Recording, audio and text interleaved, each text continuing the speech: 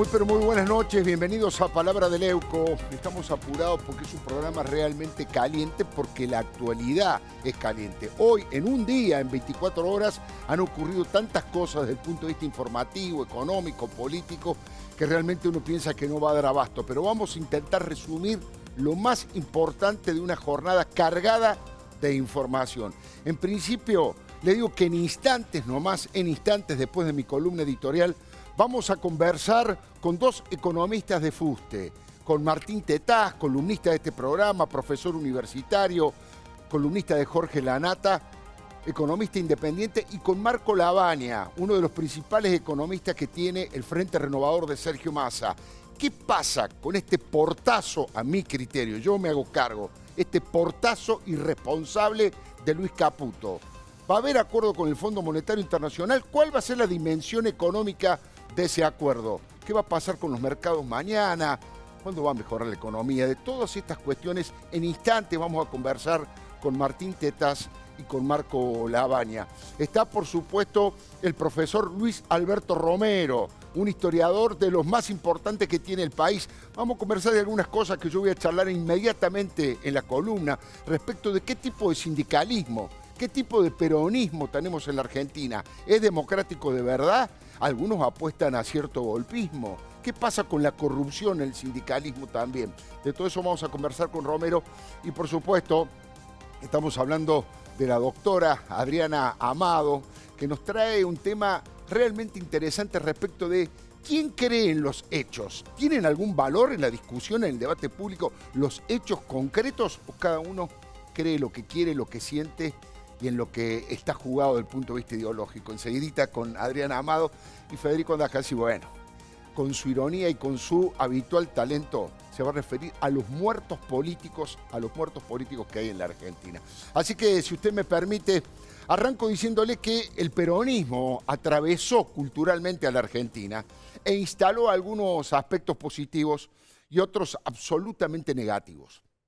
Niveles de autoritarismo corporativo y de corrupción estructural con muy pocos antecedentes. El mecanismo de la huelga general y el bloqueo de los accesos a la ciudad es muy raro que se produzca en el mundo. Solo se utilizan en situaciones de extrema gravedad. Por ejemplo, para frenar un golpe de Estado, pero no para fomentar un golpe de Estado. Mire, los sindicatos de Uruguay, los sindicatos de Chile, por ejemplo, son en su mayoría marxistas y no hacen paro a cada rato. Defienden, por supuesto, los intereses de sus trabajadores, que está muy bien y es lo que tienen que hacer, pero viven como sus trabajadores. Viven con austeridad y con honradez. ¿Sabe qué pasa? Acá la mayoría de los dirigentes sindicales son millonarios y viven como reyes. Otra cosa que nos distingue del resto del mundo. Los jerarcas sindicales están atornillados a sus cargos en forma vitalicia. En general, ganan siempre con lista única y bajísimo nivel de participación. Y hoy le hicieron el cuarto paro general a un gobierno que le gustará o no le gustará, pero ha sido elegido legítimamente y ha sido ratificado en elecciones de medio tiempo, no hace tanto. Y apenas pasaron menos de 3 años de gobierno. Además, hasta ahora no dijeron una sola palabra institucionalmente de la corrupción más grande del mundo que ha protagonizado Cristina y su banda, y tampoco han repudiado masivamente a sus colegas ladrones y presos como el Pata Medina, Marcelo Balcedo, José Pedraza o Juan José Zanola. Ahí estamos viendo algunos de estos personajes nefastos de la historia del sindicalismo. Y los sindicalistas callan, y el que calla otorga. No dicen nada, miran para otro lado, se hacen los giles, disculpe la terminología, y siguen viviendo muchos de ellos. No quiero generalizar, mire, le voy a poner un ejemplo solamente de una persona digna, dirigente sindical, social, cristiano, honesto, como es Juan Carlos Embit, uno de los integrantes del triunvirato de la CGT, sigue viviendo en la misma casa de siempre. Por lo tanto, no quiero generalizar, porque hay excepciones, pero los más notorios dirigentes sindicales, forjados en la matriz peronista, tienen concepciones antidemocráticas y en algunos casos directamente golpistas. Mire, lo digo pensando en la historia, en la vida imposible que le hicieron a don Arturo Illia o a Raúl Alfonsín, y también por la actualidad, donde Pablo Micheli, un dirigente muy poco representativo, pierde hasta en su gremio las elecciones, muy poco representativo, haya hecho un discurso directamente golpista y antidemocrático. O si no, ¿qué es esto? Acá hay que juntar fuerza porque no alcanza con un paro. Hay que hacer todo el paro que sea necesario para que o se cae este modelo económico o estos tipos dejan el gobierno, que gobierne quienes quieren hacer el bien a la Argentina. Insisto con este tema, el señor que está pidiendo que se retire un gobierno que sacó 10 millones de votos y que después fue ratificado en la elección de medio tiempo, nunca dan los votos que sacan en la AT, en CTA, porque dan porcentajes, porque hay un bajísimo nivel de participación. Pero bueno, Emilio Pérsico, de Movimiento Evita, también ha dicho que el gobierno ya fue, que se vayan. Lo mismo dijo hace unos días Ebe Bonafini o Zaffaroni, y siguen las firmas. Hay sectores minoritarios que además fogonean la violencia, otra vez como partera de la historia, otra vez como en los 70. Digo, ¿para quién juegan estos encapuchados que tiran bombas molotov a la gendarmería? Fue gravísimo lo que pasó. Ahí estamos viendo las imágenes. ¿Qué hubiese ocurrido si el policía reaccionaba? El único policía que estaba en una mutual de la gendarmería, que tenía un arma en su poder, ¿qué hubiera pasado si reaccionaba? Hubiésemos asistido a una verdadera tragedia. Pregunto, ¿quién alimenta a los patoteros? ¿Toleramos a los falsos representantes de los mapuches para que quemen campos y ataquen con violencia y hagan bajar el nivel de turismo y por lo tanto de trabajo en la Patagonia? Vamos a tratar de encontrar estas respuestas con un invitado de lujo, como les dije recién, que es el historiador Luis Alberto Romero. Eso va a ser enseguida nomás. Vamos a tratar de responder, ¿es democrático el sindicalismo peronista? ¿La corrupción es parte de su ADN? ¿No juegan con fuego a la hora de tirar la cuerda hasta derrocar un gobierno constitucional? ¿O tienen miedo de ir presos y por eso quieren incendiar las instituciones? Pero bueno, no todas son buenas noticias para los que militan en el autoritarismo cleptocrático. También hay tiros para el lado de la justicia. La Cámpora, o gran parte de su Estado Mayor, va rumbo derechito al banquillo de los acusados. Es el turno de la agrupación que funciona como guardia pretoriana de Cristina y que tiene como comandante en jefe a Máximo Kirchner, que según declaró Leonardo Fariña por televisión, también Máximo era de los que recaudaban dinero entre los empresarios. Escúchelo. Máximo porque era uno de los que iba a pedir la guita a los empresarios. Entre ellos, por ejemplo, que con todo poder era Sebastián Eskenazi. El encargado, después de la muerte del padre, fue uno de los encargados de ir a golpear las puertas. ¿Escuchó bien? ¿Escuchó lo que dice Fariña, que a esta altura ya no tiene nada para perder, ha sido condenado, está arrepentido? ¿Escuchó lo que dijo de Máximo Kirchner? Vamos a escucharlo de nuevo. Máximo porque era uno de los que iba a pedir la guita a los empresarios. Entre ellos, por ejemplo, que con todo poder era Sebastián Eskenazi. El encargado, después de la muerte del padre, fue uno de los encargados de ir a golpear las puertas. Después de la muerte de Néstor Kirchner, Máximo le iba a golpear las puertas a los empresarios para pedirle dinero, entre otros a Sebastián Eskenazi, lo dice el propio Fariña. La verdad, Máximo bajó mucho de peso, pero todavía se le podría decir la histórica frase del doctor Alfonsín: a vos no te va tan mal, gordito, ¿no? Es que acaba de declarar un patrimonio de 94 millones de pesos. No trabajó nunca y es un millonario que dice combatir a los millonarios. Escuche bien, por favor. Máximo tiene 43 millones en efectivo, en dinero físico y 28 inmuebles, entre otras cosas. Cristina, es cierto, adelantó su herencia a los hijos, pero Máximo está procesado por asociación ilícita, por lavado en la causa Los Sauces y por blanqueo de activos en Otesur. No se puede olvidar uno del tragicómico pedido de Mayra Mendoza a Vladimir Putin para que elogie a Cristina. Esta tarde en la radio, Federico Andajasi me hacía notar, yo no me había dado cuenta, que Mayra Mendoza brasileñizó, si se puede decir, a Putin, porque le dice Vladimir Putin, Pero la información rigurosa dice que Andrés Larroque, alias El Cuervo, Guado de Pedro y José Otavis van a tener que prestar declaración indagatoria ante el juez Claudio Bonadio. Arrancan mañana, no es dentro de 2 meses. Mañana mismo arrancan en Comodoro Pi a las 10 de la mañana. Son muchachos que en distintos testimonios de arrepentidos y pasajes en los cuadernos de Centeno aparecen recibiendo dinero ilegal. No se descarta que otros camporistas se sumen a la declaración en tribunales. Me refiero a Hernán Reibel Meyer, exdirector de Comunicación Institucional de Cristina, al exministro de Economía, Axel Kicillof, y el diputado Rodrigo Rodríguez.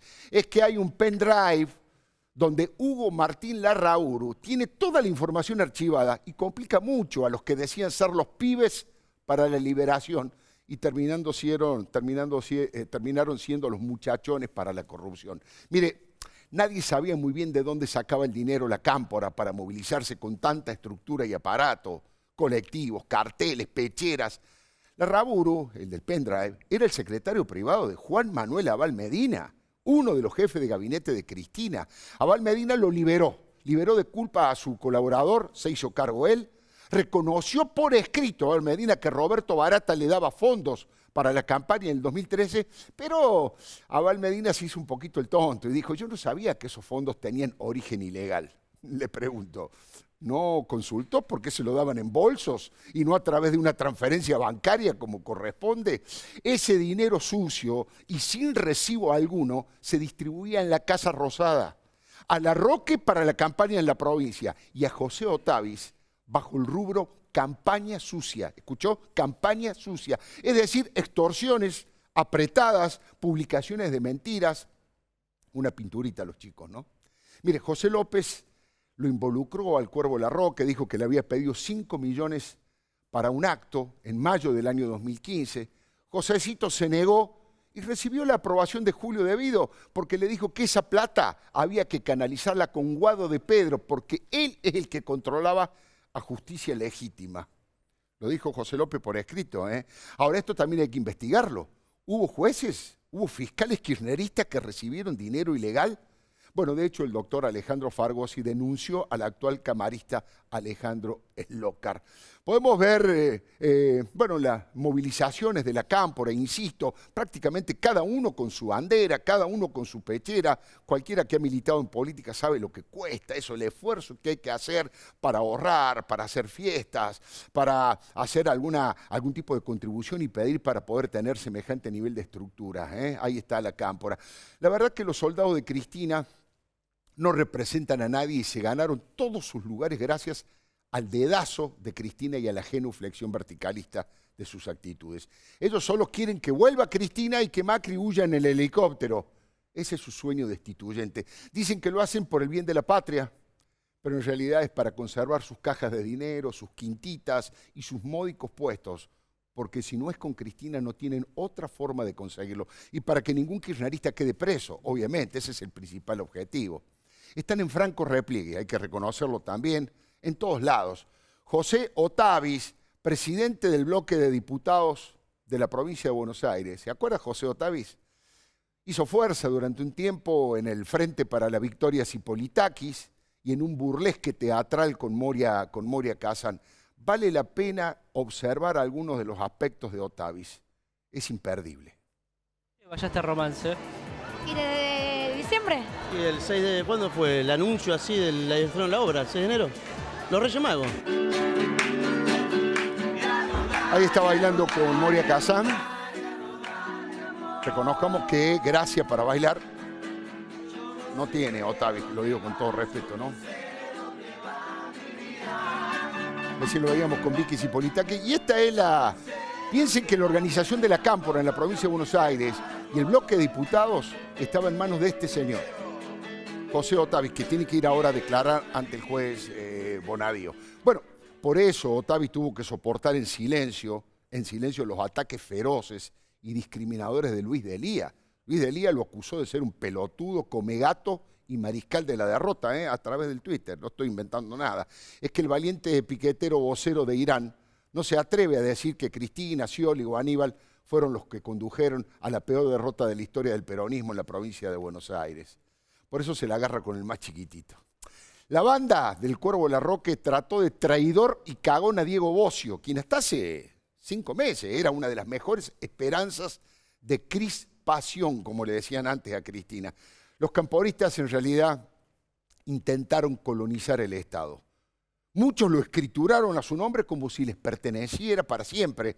Es que nacieron en el Estado y no en el llano. Al revés de otras agrupaciones de jóvenes militantes, no se hicieron desde abajo, desde la lucha en los barrios, junto a los vecinos. Son producto de los privilegios, los sueldos, los viáticos, el chofer y los celulares que les proporciona la alfombra roja. Mire, Evita anticipó que volvería y sería millones, y tal vez estos muchachotes de la Cámpora hayan entendido mal el mensaje. Tienen tan poco conocimiento de la historia y tanto fanatismo ciego que tal vez interpretaron que los millones debían ser en euros y que había que levantarlos en pala y metérselos en el bolsillo, como hizo su líder espiritual, Cristina Fernández. Al Papa Francisco le regalaron una remera de la Cámpora. Llevaron sus consignas partidarias a la peregrinación de Luján. Ahí lo estamos viendo al Cuervo Larroque cuando sorprende al Papa Francisco con la camiseta de la Cámpora. Luego, sus principales figuras en Tecnópolis lo silbaron al cardenal Jorge Bergoglio cuando fue ungido santo padre y se negaron a realizar homenajes en la Cámara de Diputados de la Nación y de la ciudad. Ahí lo estamos viendo en el preciso momento. Es que tuvieron el mismo pragmatismo feroz y la misma cara dura que Cristina en este giro copernicano, diría Carlos, giro copernicano. Se dieron vuelta como un panqueque. La Cámpora pasó a adorar al Papa Francisco después de silbarlo igual que Cristina, pero dejemos eso. Ahora va al banquillo de los acusados. Los pibes de la corrupción son incondicionales. Los que dicen todo que sí y no cuestionan. Son jóvenes a los que le afeitaron la rebeldía. Les dieron un cheque en blanco, o mejor dicho, varios cheques. Son la gendarmería de la ideología y la pureza del cristianismo. Son los gerentes del modelo, los dueños de la marca Cristina, más lazaristas que Lázaro. A partir de mañana comienzan a desfilar en tribunales. La fiesta se terminó y tienen que pagar los platos rotos y alguna vez tal vez terminen en la cárcel. Lo mismo pasa con Sergio Bartolomé Spolsky. No es muy conocido, ahí lo estamos viendo en la fotografía, yo decía en la radio hoy con respeto, un hombre alimentado a proteínas y aminoácidos. Pero Sergio Bartolomé Spolsky parece que le soltaron la mano. Se le acabó el blindaje de la impunidad. Spolsky es mucho más que un malandra de los medios de comunicación al servicio de Cristina. La AFIP está reclamando su prisión preventiva. Lo acusa de ser el jefe de una asociación ilícita que se robó 163 millones. ¿Sabe de dónde? De los aportes jubilatorios de los trabajadores de prensa. Es un delito no excarcelable que tiene penas de 5 a 10 años de cárcel. Por esta causa va a tener que dar explicaciones en tribunales dentro de 10 días, Spolsky. Pero el juez Claudio Boradio lo tiene citado antes, concretamente este viernes que viene a las 10 de la mañana, porque aparece mencionado en los cuadernos de Centeno por las coimas en la empresa Polígrafo del Plata. El que, la hermana de Sergio Spolsky, también está involucrada porque firmó la friolera, escuche bien, de 116 cheques que fueron rechazados por falta de fondos. 116 cheques y son mucho más. Simplemente hago referencia a esta. ¿Cuánto comerciante, cuánto pequeño empresario, cuánta pyme está pensando y yo por un cheque en blanco a veces me cierran una cuenta?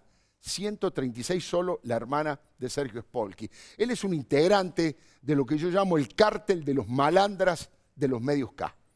Lo acompañan Cristóbal López, Gerardo Ferreira, que ya están presos, y dos más que todavía están libres, aunque no se sabe por cuánto tiempo. Rudy Ulloa Igor y Diego Birz.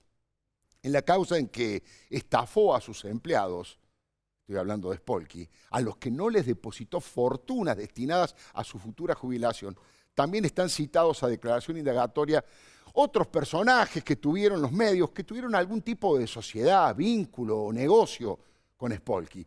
Hablo de Alejandro Olmos, uno de los propietarios de Crónica, de Mario Pergolini, de Vorterix y de Raúl Moneta de la Rock and Pop, entre otros. Compraron medios, dueños de medios, alcahuetes de todo grupo y factor y no consiguieron capturar audiencias importantes. Dilapidaron fortunas en subsidios o en regalos encubiertos para fogonear diarios de cuarta, revistas de quinta y programas de televisión o radio que no acusaron peso en la balanza. No les entraba en la cabeza ni a Néstor ni a Cristina que la obsecuencia es enemiga de nuestro oficio. Un ganador de la década como Sergio Spolsky en su momento fue obligado por la prepotencia del dinero fácil a someterse en 2 ocasiones por uno de sus principales enemigos. Luis Delía lo acusó en su momento de ser un perro sionista de derecha. Sin embargo, después, Sergio Spolsky, no tuvo más remedio que darle un programa en su propio canal para que difundiera su discurso fusilador y antisemita. Vea los tweets, el cruce de Twitter entre Delia, Spolky y Garfunkel. Fíjese lo que se dicen, fíjese las cosas que se dicen. Siento una gran decepción e indignación a partir del viernes que CN23 ponga un programa propio de Delia. Eso lo dice Matías Garfunkel. Es que Spolky dejó el tendal de deudas y estafas por donde pasó. Como presidente de la ex fundación del Banco Patricios, como tesorero de la AMIA, de donde se fue expulsado.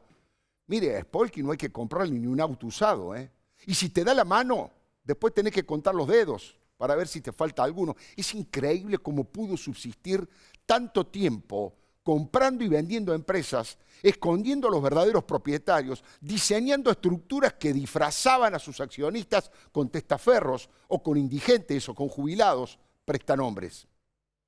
Y además sociedades anónimas, verdaderas cajas chinas que hacían muy difícil, muy complejo identificar a los verdaderos propietarios. Hoy Sergio Bartolomé Spolky tiene 6 causas abiertas en la justicia donde tiene que dar muchas explicaciones.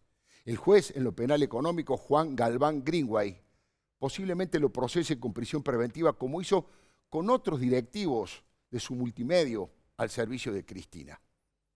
Fue Spolky candidato a intendente de Tigre por el Frente para la Victoria y su relación con distintos personajes de la CIDE.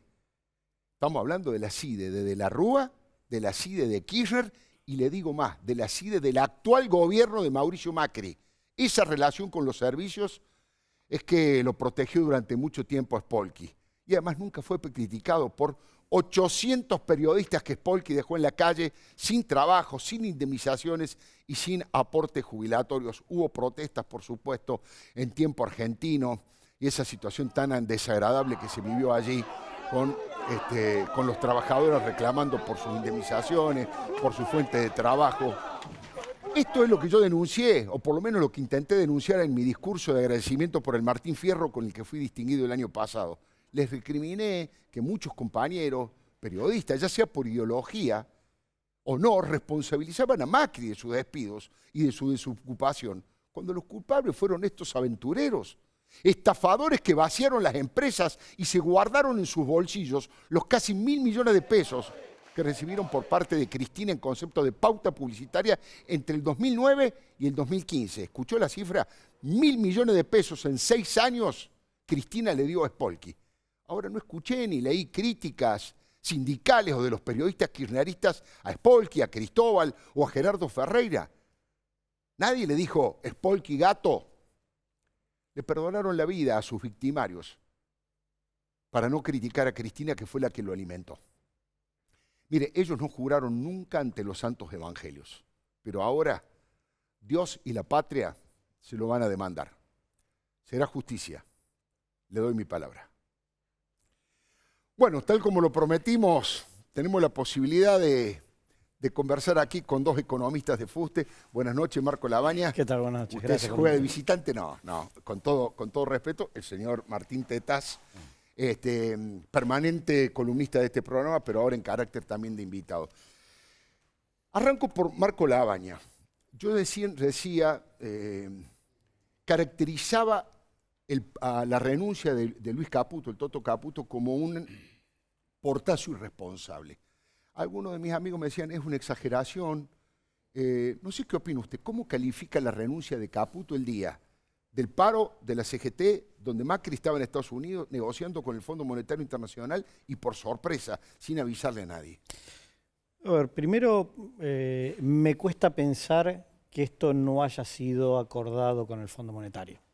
Digo, hoy todo lo que pasa en la economía argentina, el gobierno argentino pide permiso, para decirlo de alguna manera, al Fondo Monetario en algunos movimientos. Me cuesta pensar que esto no fue así, sobre todo por, y estos son comentarios periodísticos que tomo, las peleas que empezaba a haber entre Caputo y el Fondo Monetario, particularmente por el manejo de la política cambiaria. Los pasillos dicen que hasta fue un pedido del mismo Fondo Monetario para hacer la aprobación del acuerdo. Esto no lo sé, lo veremos posiblemente mañana, pasado, si efectivamente se anuncia.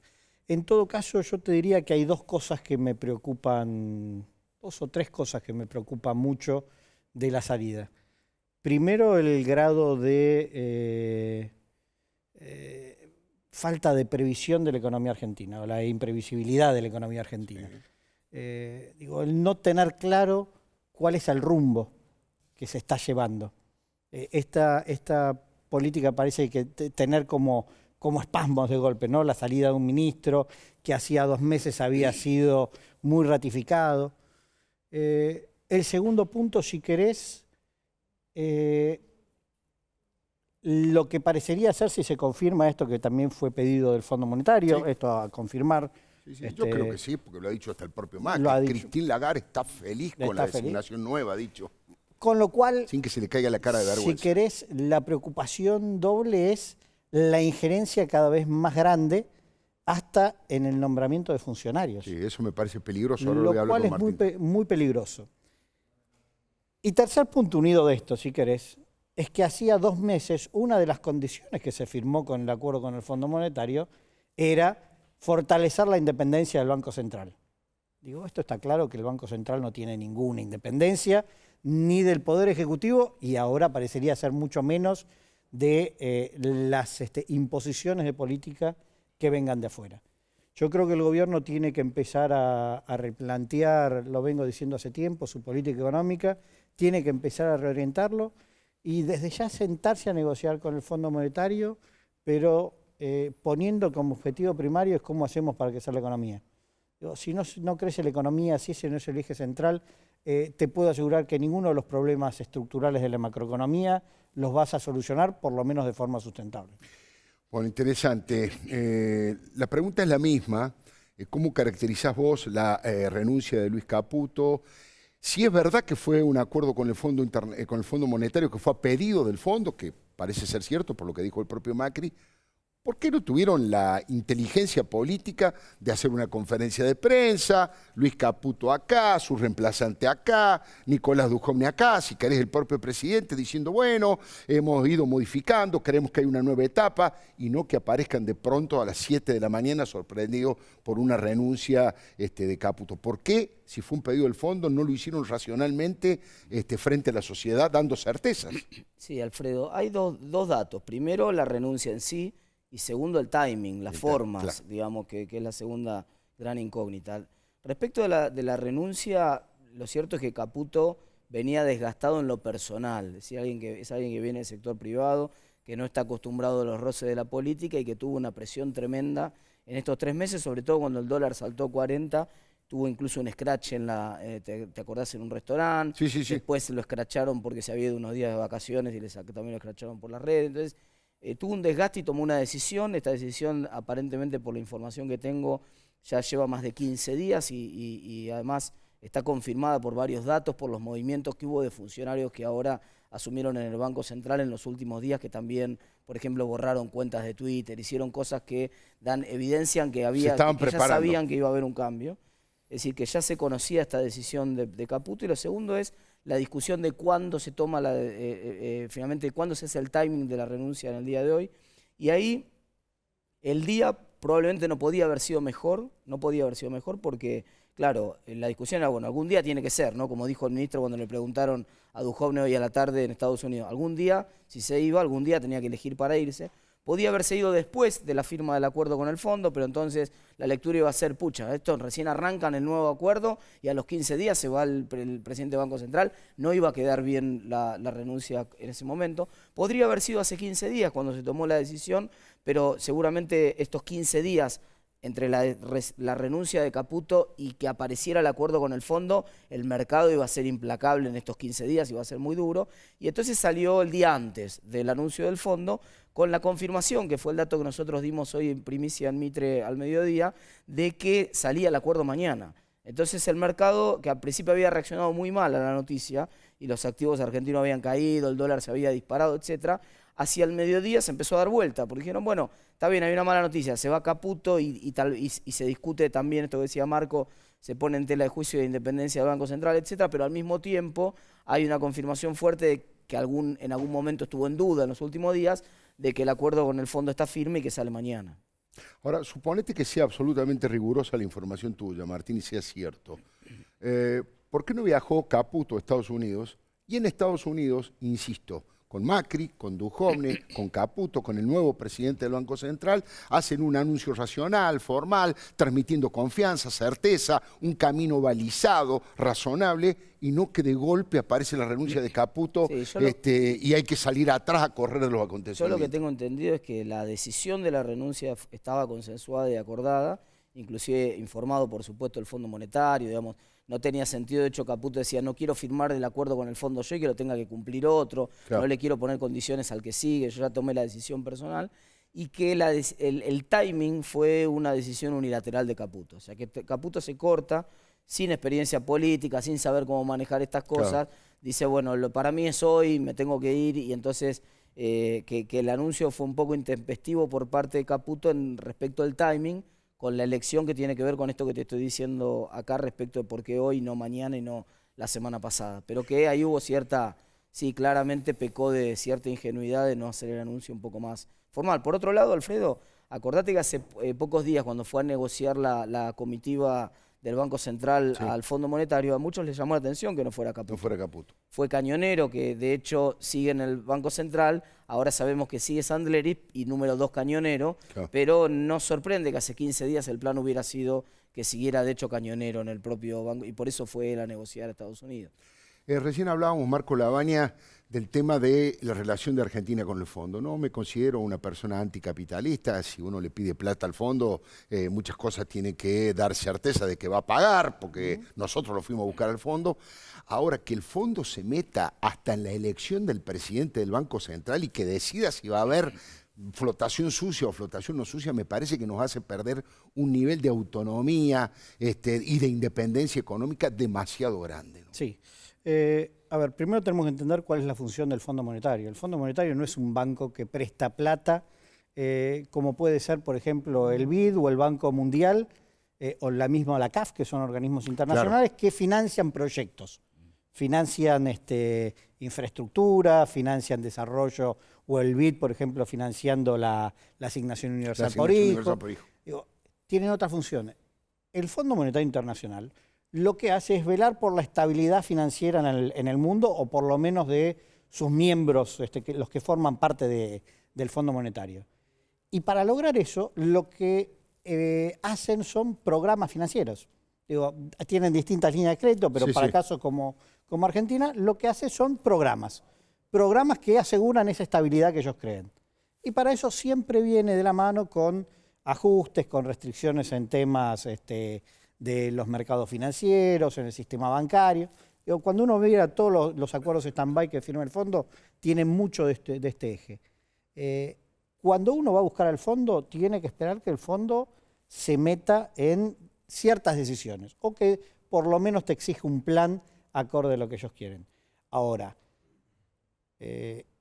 dejar que después eso se traduzca, hasta mismo en la elección de los funcionarios, eso ya me parece que es muy peligroso. Yo creo que además la ida a buscar al Fondo Monetario me parece que fue muy de golpe. Se podrían haber buscado otros mecanismos. Creo que la ida a buscar al Fondo Monetario primero termina siendo una confirmación del fracaso de la política económica. Nadie va a buscar al fondo cuando las cosas van bien. Entonces termina siendo el fracaso, y eso creo que aceleró algunas corridas, algunos miedos que andaban en el mercado, a punto tal de que toda la plata que te mandó el Fondo Monetario ya se te fue. Te mandaron 18.000, van a mandar este año, vamos a ver en un acuerdo, pero estaba previsto 21.000 millones en este año, el acuerdo original. Un acuerdo que, dicho sea de paso, duró solo 2 meses. Digo, es la caída de acuerdos del Fondo Monetario más rápida de la historia del Fondo Monetario. En esos 2 meses que duró el acuerdo, toda la plata que te habían mandado, toda la plata que te iban a mandar durante el año, ya se te fueron. Este año ya se fueron cerca de 25.000 millones de dólares. Pero también desarmaste la mitad de las LEVACs. Entonces resolvió parte del problema importante que tenía, lo resolvió, ¿no? Sí, con un impacto negativo muy... Digo, parte de la salida fueron las LEVACs. Creo que no me acuerdo si en alguna vez lo hablamos, Martín, pero yo creo que uno de los grandes problemas que tuvo la LEVAC es cuando vos dejabas entrar fondos de corto plazo, especulativos, si se quiere, a instrumentos de regulación monetaria. Digo, ahí no era el objetivo de dejar entrar esos fondos, dejarlos entrar en bonos, en otro tipo de títulos, pero no ahí. Entonces, cuando se dejó entrar los fondos, claro, era esperable que en algún momento se te fueran. Era una bola de nieve que cada vez se te hacía más grande. Yo recuerdo que hasta lo hablamos personalmente con autoridades del Banco Central en ese momento, hace por lo menos 1 año y medio, de decirle, ojo con el tema Levax, ojo con cuando hablábamos del carry trade o la bicicleta financiera, claro, era esto. En algún momento, Sí, en el medio cambió tarde o temprano se te van. En el medio cambió la política monetaria, en el medio le pusieron el Sí. impuesto a la renta financiera, Sí, que yo fue un eso- espanto. yo eso no- Realmente. Entonces, Mira, yo eso te la puedo discutir. pero bueno, pero- se pone muy técnico el debate. Pero, sí, pero- para no irnos. Pero, a ver, ¿cuándo hace el clic el mercado? El 24 de diciembre, con esa, o 23, 28, de perdón. diciembre. La 28 conferencia de la prensa. famosa conferencia Claro, de prensa. claro. Ahora- Ahí hace un clic el mercado y ahí empieza la salida. Ahí se le pierde la confianza a la política monetaria, más allá de que yo te la criticaba en ese momento, pero los mercados todavía te la compraban. claro. Sí, sí, coincido ahí con Marco, un punto nomás. El fondo, obviamente, vos le vas a pedir plata y te presta de carácter transitorio, no permanente. Con lo cual vos tenés que mostrar un plan de que vas a reducir el agujero que tenés. Es decir, te ayuda a sacar el agua del barco, pero te dice tapá el agujero, porque si yo no puedo estar todo el día sacando el agua del barco. Entonces, primero siempre los planes requieren que vos te comprometas a cerrar el agujero del déficit. Perfecto. Y segundo, los planes tampoco pueden pavimentar la salida de capitales. Entonces el fondo cuando te presta, te pide en general que vos dejes que el dólar se mueva libremente y que no intervengas en el dólar, porque lo que peor que podría pasar es que vos dejes un dólar barato y que toda la plata que entra del fondo por un lado salga de capitales por el otro lado de manera muy barata o financiar la salida de capitales. Que eso fue el blindaje y el megacanje. En parte, El bueno, blindaje y en megacanje parte del esa fue la 2011. pelea con Caputo. Caputo le quería explicar al fondo que en realidad en Argentina las corridas contra el peso son más delicadas que en otros países del Sin mundo, duda. que acá tienen efectos contagio del resto de la economía, que acá la economía es casi que la economía bimonetaria. está muy dolarizada respecto a los ahorros. Entonces, bueno, y el Fondo Monetario nunca entendió esa sintonía, nunca entendió esa manera de operar de Caputo con los mercados, y eso explica también parte de la salida. Es el punto que firman en el primer acuerdo con el fondo, el punto que firman donde el Banco Central no podía intervenir en el mercado cambiario.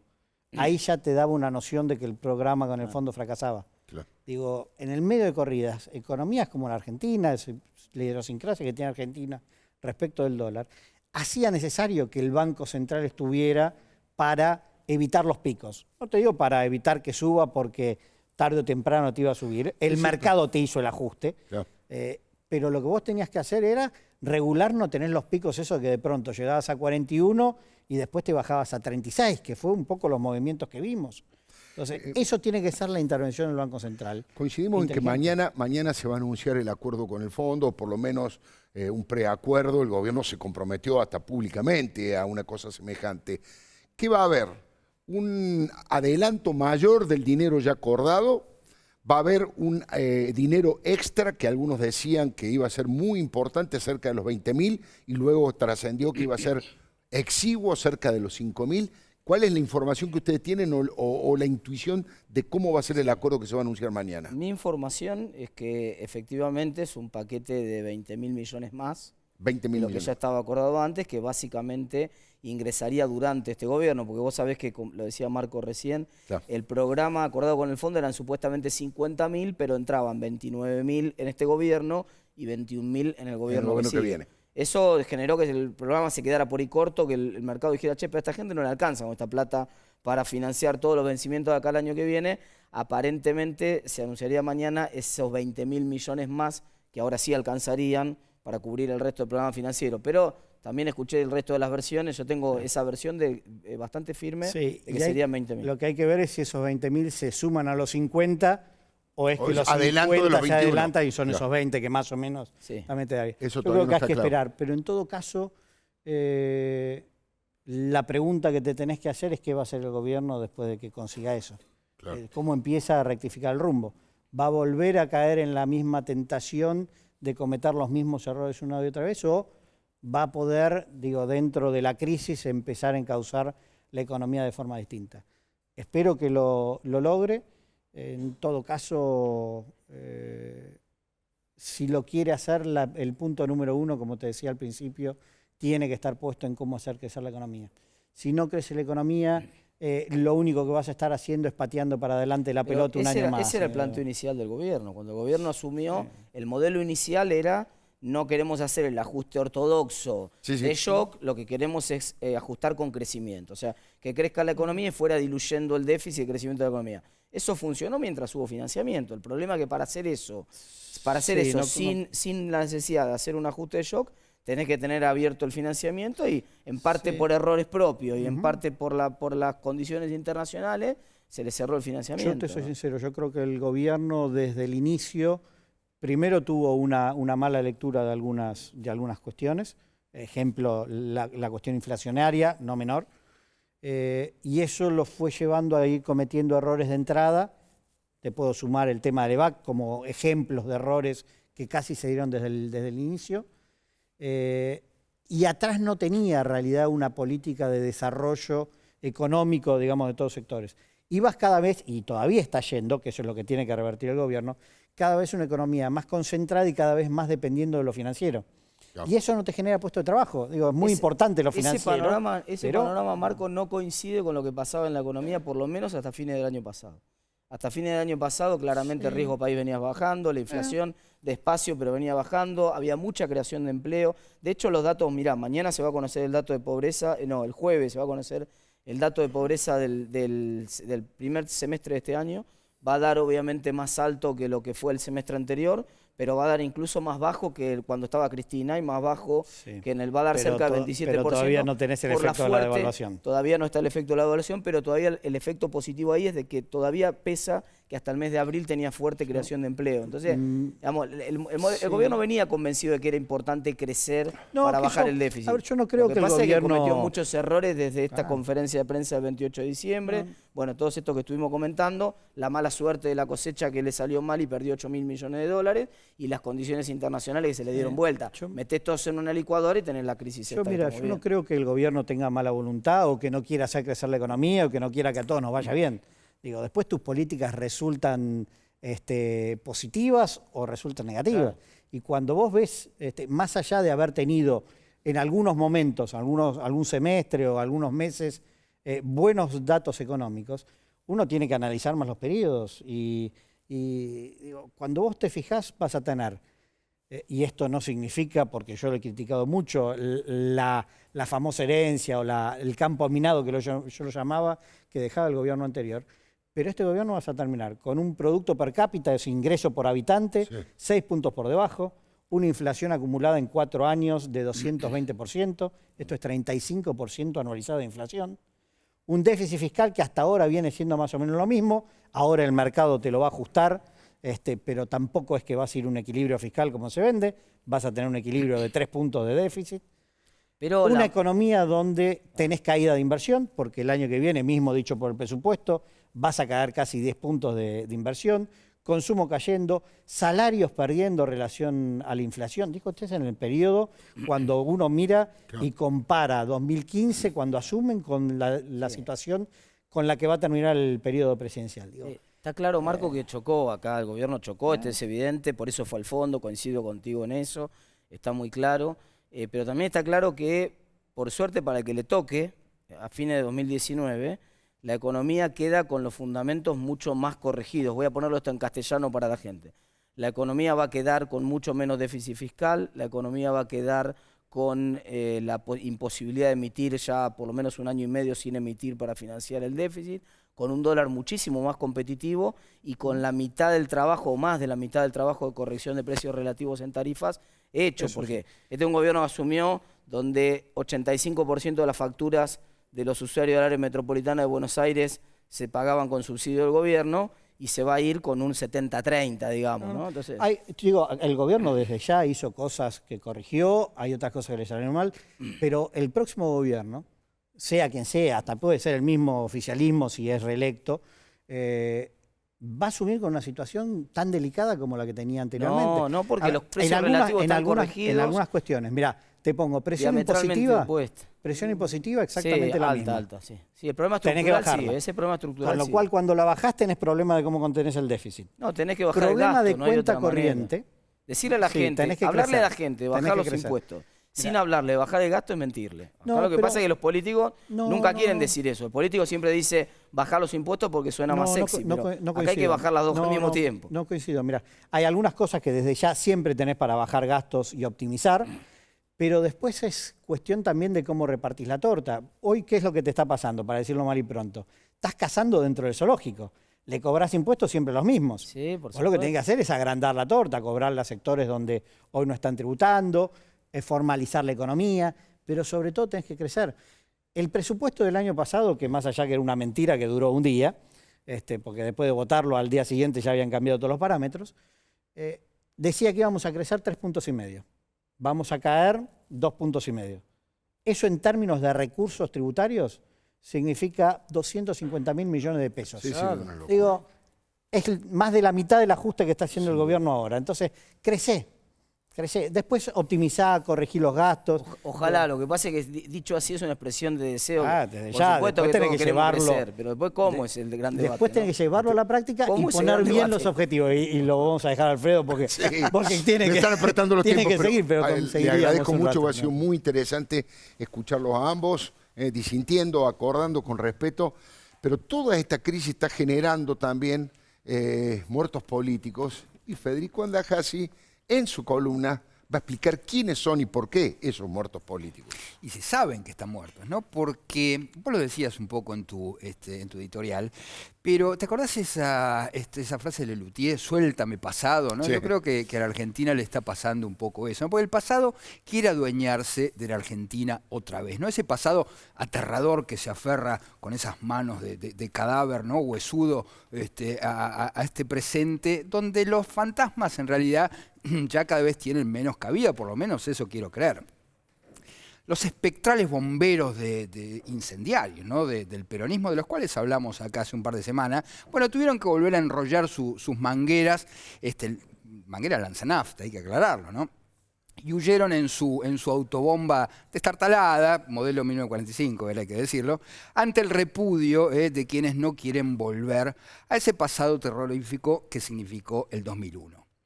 Fue para mí lamentable ver al viejo senador Duhalde con su equipo que, como si hubiesen sido invocados en una sesión espiritista, se resisten a descansar en paz y jubilarse de una vez, que muy merecido lo tienen, por cierto. Y también pudimos ver, ¿te acordás a Brancatelli, a Delía, agitando el cuco de una corrida bancaria que solo sucedió en sus tétricas fantasías? Bueno, y vimos punteros que intentaron crear saqueos fallidos, afortunadamente, sí hay que decirlo, con el criminal saldo de un chiquito de 13 años muerto por una bala tumbera. Y como no pudieron voltear al gobierno, sienten impotencia. Fracasaron. Y como fracasaron, entonces ahora apelan al plan B del manual básico de la desestabilización, ¿no? Que es meter miedo. Meter miedo. No pudieron por derecha, entonces ahora prueban por izquierda, como cuando inventaron la desaparición y secuestro de Santiago Maldonado a manos de la Gendarmería. Bueno, y después con la destrucción a piedrazo limpio de la Plaza de los Dos Congresos.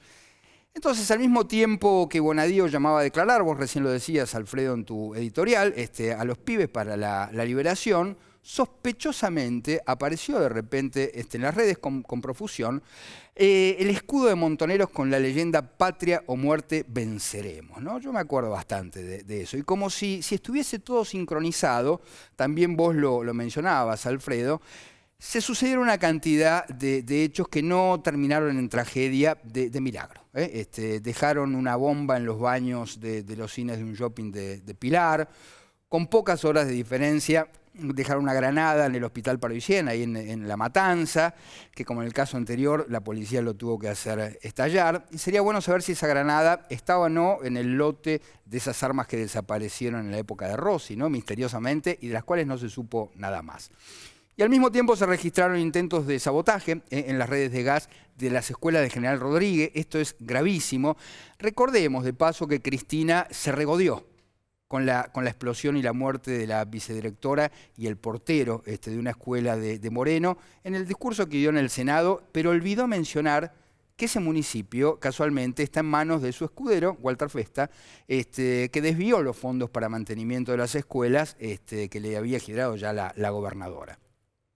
Bueno, y en este clima se sumaron una amenaza de bomba en Bahía Blanca, llamados anónimos que advertían sobre un explosivo en la Facultad de Psicología, justo el día siguiente al levantamiento de la toma.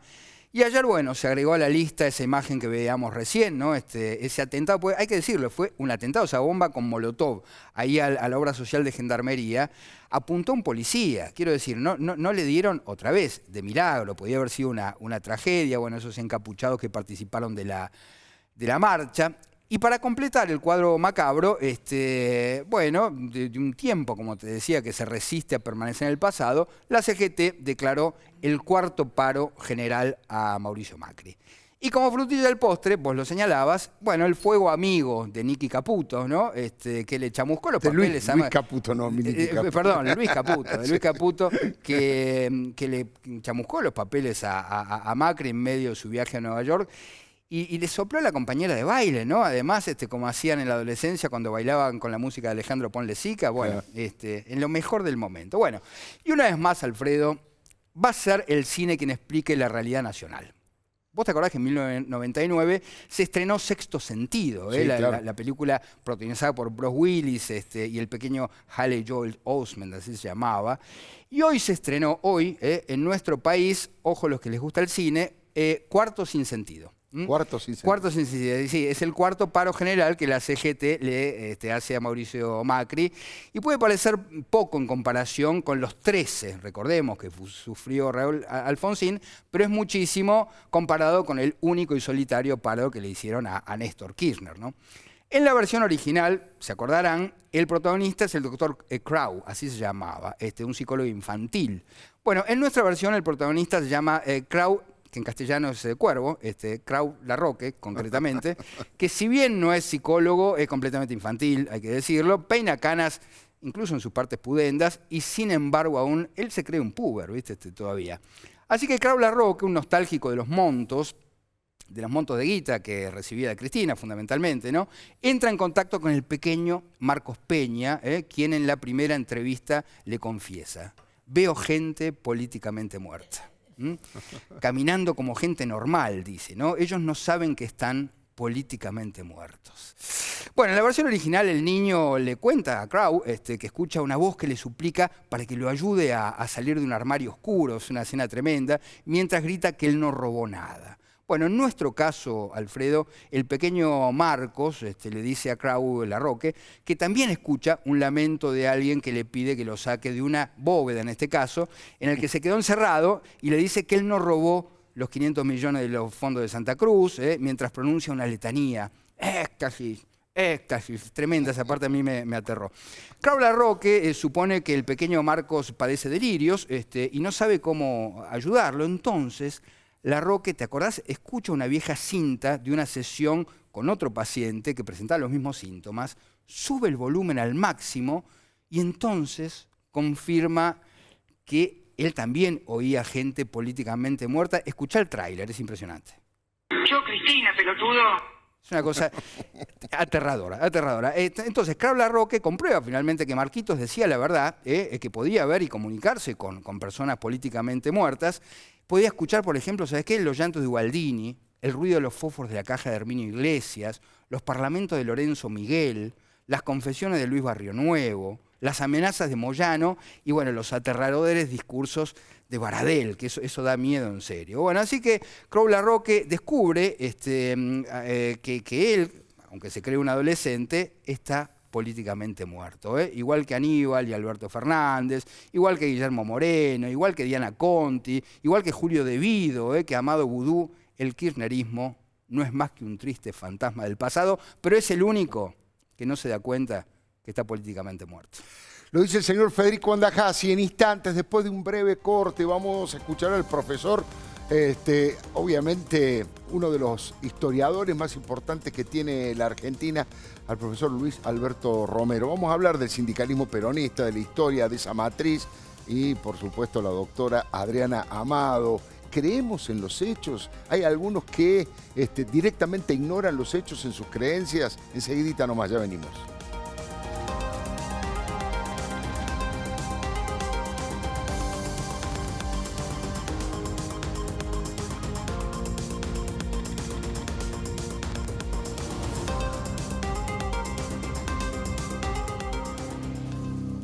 Centro Industrial Panamericana 36, un emprendimiento multipropósito único en su tipo. Comercializa Grupo Adrián Mercado.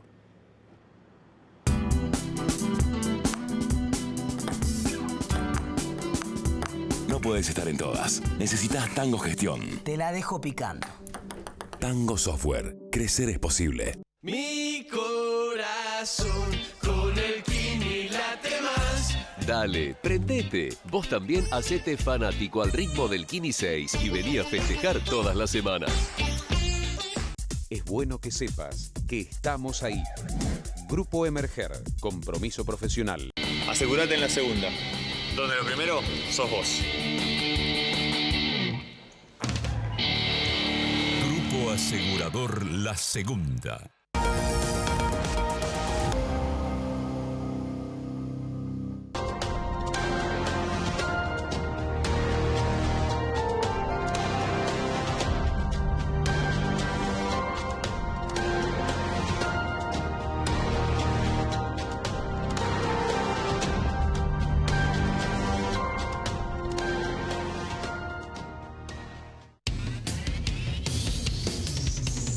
Osdeneo 1825.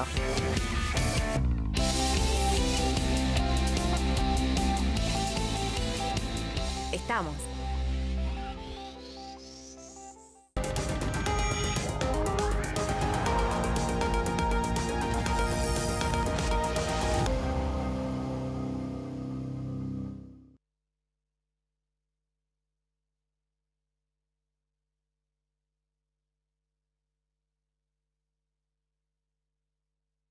Sancor Seguros.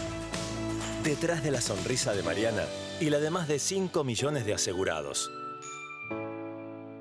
En Ciensa desarrollamos soluciones estratégicas que anticipan el rumbo de nuestro sector. Los tratamientos en terapias especiales cambian, los pacientes también. Ciensa, la salud es nuestro compromiso.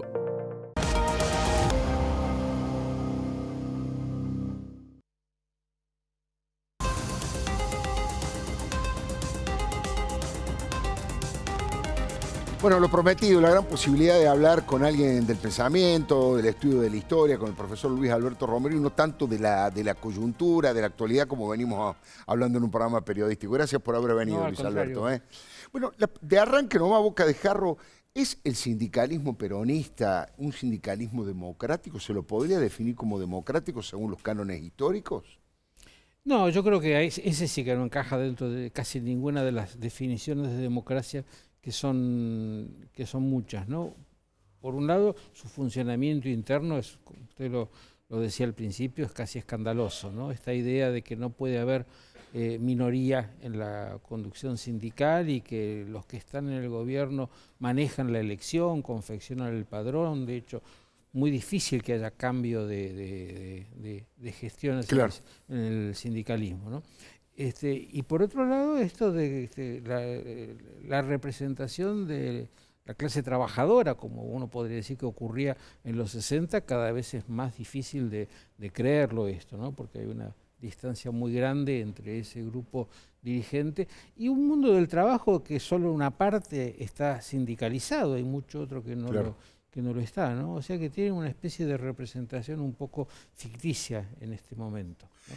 Ahora, yo estaba pensando que también es cierto que se han visto beneficiados, me parece a mí, por la poca participación de la gente. Por allí, en la época que usted dice, en los 60, en los 70, por ahí el sindicalismo de otro tipo.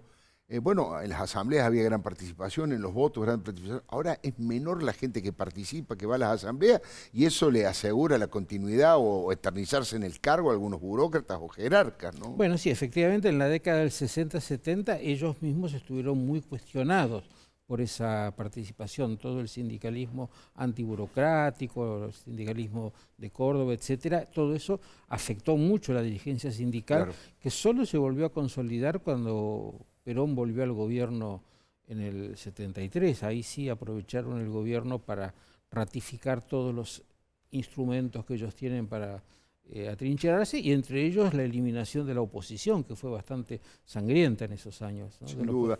Yo seguí muy de cerca aquella tarea del sindicalismo en los 70, en la Córdoba combativa, de Agustín Tosco, de René Salamanca, del propio Atilio López. Atilio López Claro, era peronista, pero integraba el ala más combativa del peronismo. Y en ese momento había medidas de fuerza muy fuertes, movilizaciones, tomas de fábrica, pero eran contra la dictadura, eran en general contra la dictadura, no en democracia. Ahora parece que la metodología de la huelga general es mucho más alegremente frente a situaciones complicadas. Uno no va a negar las dificultades con el trabajo, las dificultades con la inflación, con el poder adquisitivo, eso es correcto. Ahora, da la sensación que las medidas también son de una dimensión que no es coherente ni se corresponde con lo que se reclama, ¿no? Bueno, yo le diría que probablemente usted y como yo nos ilusionamos acerca de todo lo nuevo que iba a traer la democracia en el año 83-84, Claro. ¿no es cierto? Y efectivamente trajo muchísimas cosas nuevas, pero ya desde entonces se vio claro que el núcleo de la burocracia sindical se mantenía, porque la cantidad de paros grande fue contra el gobierno de Alfonsín. Claro, claro, ¿no? en el caso de Saúl Baldini como secretario de la CGT. O sea que esto es una cosa, un ámbito, como decíamos recién, al que la democracia no llegó. Siguen ahí duros y encastillados, y Alfonsín perdió su primera gran batalla cuando trató modestamente de que hubiera representación de las minorías en los sindicatos, ¿no? El fracaso de la ley Mucci, ¿no? Claro, me acuerdo. Ahora, profesor, y respecto a la lectura de la historia, ¿qué usted le recomendaría, aunque sea en un café, al actual gobierno, confrontar, tratar de democratizar a los gremios, pero eso le va a generar un nivel de tensión y de asedio muy fuerte? Ya la justicia ha ido avanzando sobre algunos casos gravísimos de corrupción, los más graves están presos, como el Pata Medina y Marcelo Balcedo, entre otros, pero en general los sindicatos tienen recursos económicos muy importantes y tienen capacidad de daño, sobre todo algunos gremios, los del transporte, los de camioneros, para poner un gobierno en jaque. ¿Qué hacer? ¿Negociar con esos sectores? ¿Enfrentarlos? Bueno, yo en primer lugar creo que no le aconsejaría nada al gobierno, porque me doy cuenta de que es imposible saber cómo son las cosas cuando uno está sentado en un sillón, ¿no? Sí. Es decir, desde acá todos sabemos lo todo que es fácil, ¿no? todo es fácil, ¿no? es verdad. Y además, por otro lado, creo que tiene tantas batallas que dar el gobierno que necesariamente tiene que escalonarlas, ¿no? De modo que ir de frente el gobierno contra los sindicatos es muy complicado. No así la justicia. Claro. Porque ahora estamos viendo que la justicia puede ser independiente y puede tener su propio programa, su propia agenda, ¿no? Y decidir, bueno, vamos a investigar a Moyano, que hay muchísimo para investigar, y eso ya escapa al gobierno, a pesar de que, por supuesto, siempre se dice, no, todo lo digitó Macri, etcétera, pero creo que en el caso de la justicia no es cierto, o es muy poco cierto, ¿no? Ahora, el gran poder de los sindicatos viene desde el origen y sobre todo después del 55 de una serie de negocios y de acuerdos espurios, de acuerdos bastante turbios, ¿no? Con el Estado y sus agentes, al punto de que el Ministerio de Trabajo, yo le diría que está lleno en su funcionariado de abogados laboralistas que en realidad son más bien representantes de los sindicatos que del gobierno, ¿no? Entonces, del lado del gobierno que maneja el Estado, bueno, una cosa que puede hacer es empezar a despejar esos acuerdos, ¿no? Claro. Como se hizo con el marítimo... Con... Bueno, estamos en la idea de que se nos escapan los nombres, pero un caso verdaderamente escandaloso de cómo manejaba el puerto, y eso ya no era nada justificable ni por el pueblo, ni por el peronismo, ni por nada, era una mafia, ¿no? Entonces, el Caballo Suárez, el Caballo Suárez. El Caballo Suárez ese es el lugar donde el Estado puede empezar a transparentar la relación. De su lado, cortar esos negocios. Luis Alberto, ¿qué pasa con el peronismo hoy? Atento a su historia, a su nacimiento, el general Perón. Hoy, ¿qué tiene de peronista estos peronistas, digamos? ¿Qué tiene de peronista Miguel Ángel Pichetto, Urtubey o Cristina Fernández de Kirchner? Bueno, yo le diría que para un historiador la cosa es muy clara. Si usted me preguntara qué tiene hoy que ver la Iglesia Católica con la iglesia de la época de los apóstoles o con la iglesia de la Edad Media, es lógico que hay diferencias enormes, abismales, ¿no? Pero a la vez uno reconoce el proceso por el cual esas cosas han ido cambiando, y que hace que lo que hay en el presente se enganche de algún modo con el con el pasado. Hay una especie de ADN que permanece. Yo no sé, yo le diría que hasta el ADN va cambiando. Va cambiando. Hasta el ADN, eso es la gracia de la historia, ¿no es cierto? Que no hay ADNs en realidad, ¿no? Entonces el peronismo va mutando y yo creo que ahí reside su fuerza y su atractivo, la capacidad de mantener algo alrededor de la palabra peronismo que le asegura un lugar en la política, o es un lugar que atrae a la gente que hace política, ¿no? Pero eso sigue siendo un movimiento. Esto quiere decir que hay muchas cosas en su interior muy variadas, ¿no? Hoy se nota mucho porque no hay conductor, entonces está a la vista esa variedad. Y es un momento extraordinariamente interesante y del cual pueden salir cosas muy diferentes, ¿no? Yo creo que hay una expectativa de que a lo mejor el caleidoscopio gira de un modo tal que caen las cosas y sale un peronismo mejor adaptado a la democracia, ¿no? ¿Tiene usted esperanzas de que haya un peronismo renovado, más republicano, más democrático? ¿Usted cree que es posible que surja? Bueno, yo le diría que si miramos el balance desde el 83 hasta acá, el peronismo se ha acomodado bastante bien a la democracia. Es decir, el peronismo hoy acepta que es un partido y no el pueblo, ¿no? Tenemos fuera de este optimismo todo lo que viene del kirchnerismo,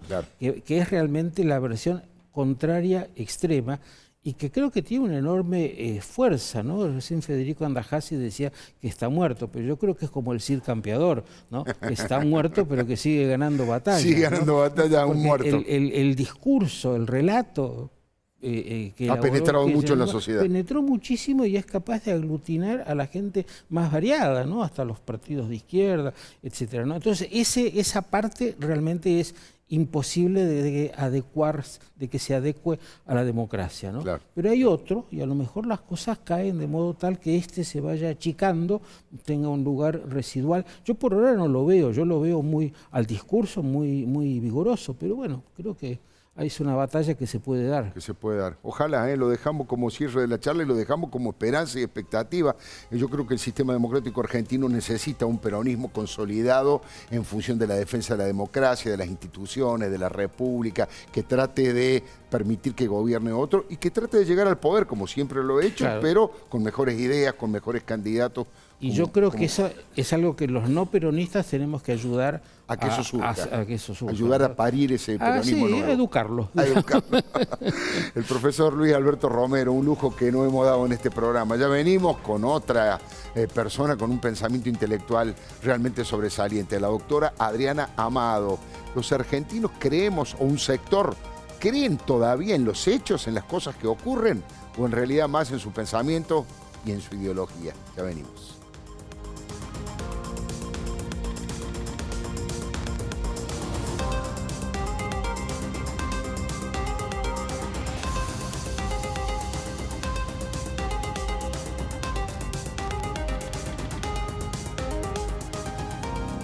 Centro Industrial Panamericana 36, un emprendimiento multipropósito único en su tipo. Comercializa Grupo Adrián Mercado.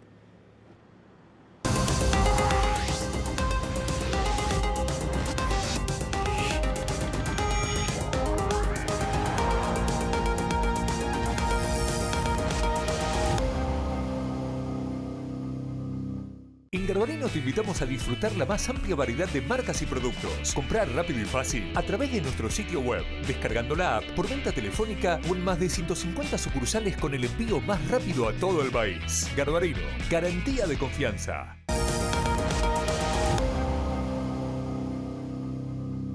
Para cada uno, crecer es algo distinto.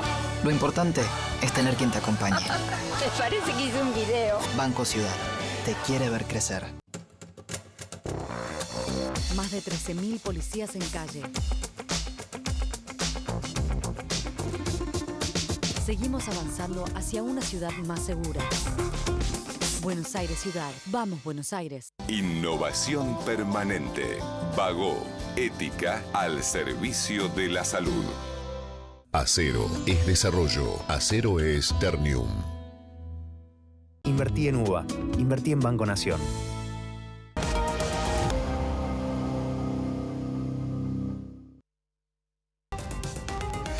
Ahí estamos viendo, por supuesto, vamos a tomar un rico vinito mientras escuchamos y disfrutamos a la doctora Adriana Amado. Adelante, yo voy siguiendo, Adriana, permiso. De todas las noticias no vi que comentaran una que fue muy controvertida hoy. Yo me levanté y leí que el baile de ayer de Jimena Barón en el Aquadam fue hot. ¿Sí? Voy a ver el video y no me pareció nada hot. Y yo digo, ¿cómo puede ser que alguien pueda categorizar tan distinto a lo que veo? Y después me di cuenta que también pasaba lo mismo con el paro. Que había quienes estaban muy a favor del paro. ¿El paro fue hot también? Y otros, para algunos era super hot y para otros era no pasó nada. Claro. Incluso acá mismo en la mesa decíamos, mira, yo lo vi intenso. No, para mí fue A mí no me un día movió un normal. pelo, No. la verdad que no. Bueno, de hecho... ¿El paro o Jimena Barón? No, la Jimena Barón sí. El paro no. Bueno. Bueno, pero la diferencia no es que eran de unos puntos. En ese promedio que sacaba la encuesta de D'Alessio y Irol Berenstein de que el 47% no estaba a favor del paro, si había votado al Frente para la Victoria, el 82% estaba de acuerdo. Y si había votado Cambiemos, el 13% estaba solamente a favor. Entonces, Pero del FPV, ¿el 88%? 82%. Ah, Entonces, bajo. Entonces, fíjate. No, para el FPV sí. Yo hubiera dicho que el 100%. Bueno, no hay gente también reflexiona acá Claro. tanto. La pregunta es, ¿por qué esa dispersión de opiniones? Ahora, cuando vos decís sindicatos, ¿qué es lo primero que se te viene a la cabeza? ¿A mí? Mafiosos, millonarios y apretadores de trabajadores también. Pero hay gente que le viene trabajo, conquista social, le viene todo el mito que viene. Y de hecho también cuando le preguntaban en la misma encuesta cuál era la causa del paro, también la diferencia era muy distinta si ellos buscaban mantener el liderazgo de los trabajadores, en donde ahí los de Cambiemos creían que era un uso político y los que habían votado al Frente para la Victoria directamente decían que no. Entonces, la cuestión es, pero no hay un hecho. Digamos, si nosotros tenemos que decir si los negocios estaban abiertos o cerrados, no podemos decidir sobre fácticamente cuántos negocios estaban abiertos. Claro. Yo vi, por ejemplo, todas las cadenas de estas de comercio abiertas. Y la otra cuestión tenía que ver con, bueno, en estos tiempos, ¿quiénes paran? Estamos hablando de justamente crisis del trabajo. Entonces, ¿cuál es la lógica de parar la producción, ¿no? en momentos en donde mucha de la gente no está? Entonces, cuando se reclama que la producción está parada. Exactamente. Entonces, esto nos recuerda lo que decía, hubo una nota muy interesante de Noam Chomsky, que es una persona que trabajó mucho esta idea de la manipulación y la propaganda, y recordaba que cuando vos dejás de creer en las instituciones, ya te aferras a tus creencias. ¿Y qué pasa con los medios en este contexto? Muchas veces los medios trabajan con esos marcos conceptuales. Entonces vas a tener medios que trabajan con el marco conceptual de que el sindicato es trabajo, conquista social, y vas a tener medios que van a trabajar con el marco conceptual de que son chorros, ladrones, que no sirven de nada. Claro. Eso de alguna manera también opera en la grieta, porque cuando vos no puedes ponerte de acuerdo en evidencia en el hecho fáctica, concreto, claro. Seguir reafirmando ese marco conceptual que tiene que ver también con la ideología. No es tan mal tener un marco, porque eso nos organiza el mundo, tiene que ver con los significados que nosotros les asignamos a determinadas cuestiones. El problema es cuando vos usás ese marco conceptual como propaganda. Claro. Entonces, cuando vos te ves... Como actitud negadora del suceso, del hecho concreto. O cuando vos te ves personajes que son claramente, que responden a tu marco conceptual, de mafiosos que se hacen ver o se presentan como los férreos defensores de la población. ¿Pero esto, Adriana, es más marcado ahora o siempre fue así? Este sesgo por no mirar los hechos o porque por creer lo que cada uno quiere. Sí. Siempre fue así. Pero lo que pasa es que hoy tenés muchas posibilidades de no exponerte a aquellos que te desmienten. Claro. O sea, lo que pasa en estos tiempos es que la opción, el menú de medios, puede hacer que vos nunca te expongas al medio que te puede contradecir el marco conceptual. Claro. Y esto lo dice otro señor que se llama George Lakoff, que es un lingüista que trabaja hace mucho, además, fue uno de los asesores o los que le dio Padre el de las marco. metáforas. Claro, pero el que le dio un poco el marco a la campaña de los demócratas, que con lo que ganó Obama, dice que cuando los hechos desmienten tu marco conceptual, vos descartás los hechos. Claro. Porque es muy difícil cambiar la opinión. Es muy difícil cambiar la opinión. Entonces, lo que nos encontramos en estos, digamos, como balance, es que también los sindicalistas que quisieron generar un mensaje, claro, en un sentido, no lograron hacer que aquel que se levantó, fue a trabajar, hizo más o menos el día normal, entienda que pasó algo distinto. Qué tremendo, ¿eh? Fíjate que el tema de los paros no tiene solo que ver con esto que con tanto interés hablaba, sino también tiene que ver con, ¿sirve como comunicación algo que no va a hacer que cambie la opinión del grupo que se supone que tenés que convencer? Es interesantísimo que plantea, porque yo no sé si es tan fácil hacer cambiar de opinión. ¿Con qué argumento lo usa? Yo tenía un profesor de periodismo en la facultad que decía que la realidad no te arruine ninguna buena nota, ¿no? Que la realidad no te... Si vos tenés una muy buena nota, la realidad, bueno, que vaya por su lado. Pero en realidad la enseñanza básica, me parece, es un viejo concepto del periodismo, que es que los hechos son sagrados y las opiniones son las que pueden ser valiosas y pueden ser distintas. En ese sentido, mírate, ¿a quién te voy a citar? A alguien que no tiene nada que ver ni con la democracia liberal, que es el Che Guevara. Cuando vienen la gente de Fidel Castro, cuando desembarcan de la Sierra Maestra, son recibidos por la población y son muy creíbles ante la población. Y hay un libro del Che donde el Che dice: solo la verdad es revolucionaria. Ellos dicen que cada vez que ellos tenían una baja, cada vez que mataban a alguno de los guerrilleros, cada vez que Fulgencio Batista, ellos lo contaban, lo decían, no desmentían, decían absolutamente la verdad, porque era la manera de ganarse la credibilidad. El régimen mentía y entonces la población dejó de creerle al régimen de Batista. Mirá vos lo que te estoy citando. Él preguntaba si esto había cambiado. La operación mental por la cual nosotros le damos legitimidad a un discurso es la misma desde que el hombre es hombre. Lo que ha cambiado es la escala. Entonces el problema es la credibilidad que tienen esas voces. Y el tema es que cuando vos estás en un sistema de grieta, en donde todo el tiempo uno se está desmintiendo al otro, no hay punto de referencia. Entonces lo que haces es que la gente se aferra, se encierra mucho más en sus certezas y entonces la comunicación se hace mucho más difícil. Con lo cual, esto que a veces se piensa perjudicando a un gobierno o a un grupo político, termina de alguna manera menoscabando todo el sistema. ¿Por qué? Porque cae la credibilidad. No, bueno, y aumenta la grieta, es impresionante. Yo te digo, con amigos que simpatizan con el kirchnerismo, yo digo, mira, primero vamos a acordar en los hechos, vamos a acordar los hechos concretos. Imposible. ¿Vos aceptás que hubo un sistema de corrupción así?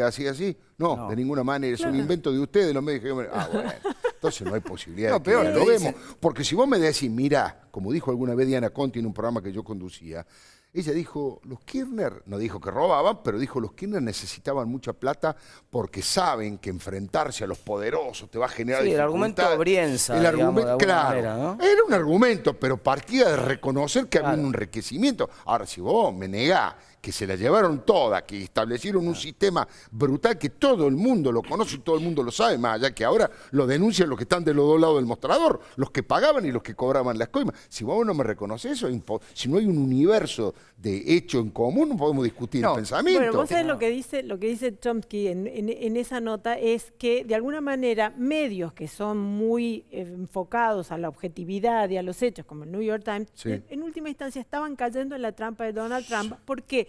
Porque planteaban los marcos conceptuales de Trump. Es decir, de alguna manera, aún para desmentirlos, estaban de alguna manera discutiendo en el marco conceptual. Con lo cual, ¿cuál es una de las soluciones? Y eso sí que es revolucionario. Otra que el Che. ¿Cuál es una solución?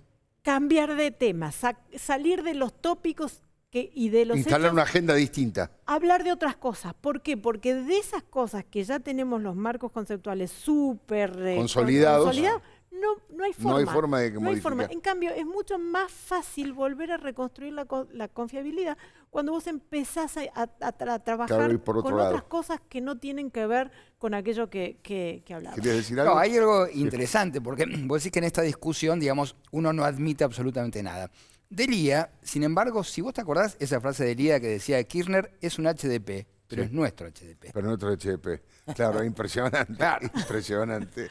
Creo que algún presidente norteamericano decía eso de Batista también. Batista es un HDP, pero es nuestro. Claro. Enseguidita, en 2 minutos venimos, así nos despedimos. Le doy mi palabra.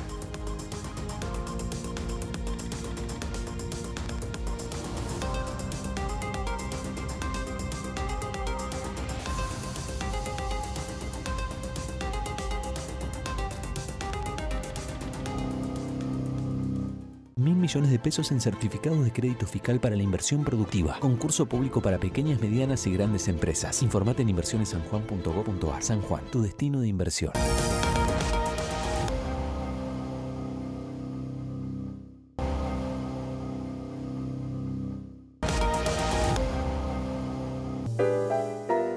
Acá estoy contestando algunos WhatsApp que corrigen y que nos dan mayor información.